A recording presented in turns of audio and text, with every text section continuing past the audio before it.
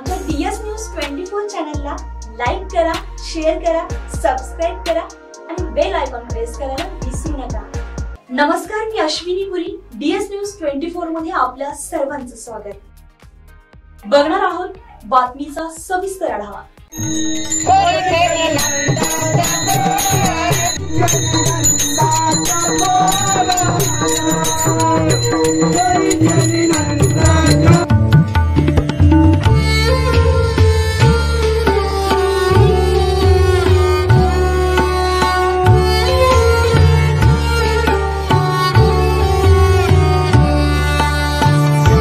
दरवर्षी आषाढी एकादशी आली की वारकऱ्यांना पंढरपूरच्या विठुरायाच्या भेटीची आस लागते आणि त्यांची पावलं आपोआप पंढरपुराकडे ओढली जाऊ लागतात।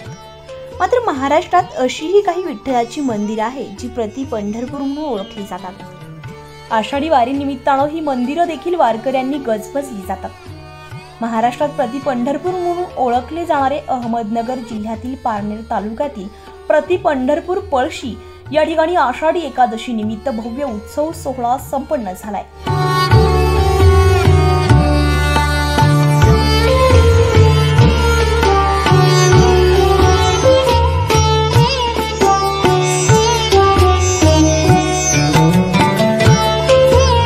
जिल्ह्यातून, राज्यातून तसेच तालुक्यातील विविध भागातून असंख्य भाविक विठ्ठल भक्तांनी या ठिकाणी विठ्ठल रुक्मिणीच्या दर्शनाचा लाभ घेतलाय।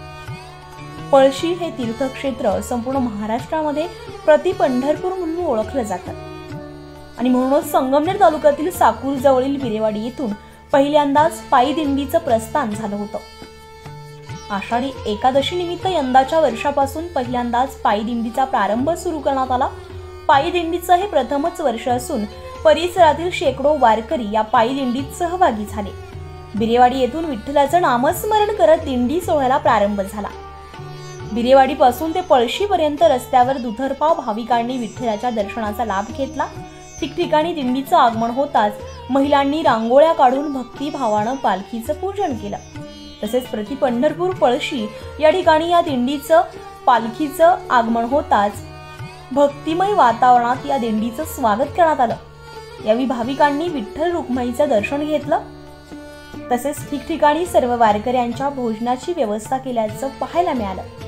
या पायी दिंडी सोहळ्याची बिरेवाडी येथून पहिलेच वर्ष होतं। मात्र तरीही या दिंडीमध्ये मोठ्या संख्येने बिरेवाडीकरांनी उपस्थिती लावत विठ्ठलाच्या नामस्मरणाने सर्वजण विठ्ठल भक्तीमध्ये रंगून गेल्याचं पाहायला मिळालं।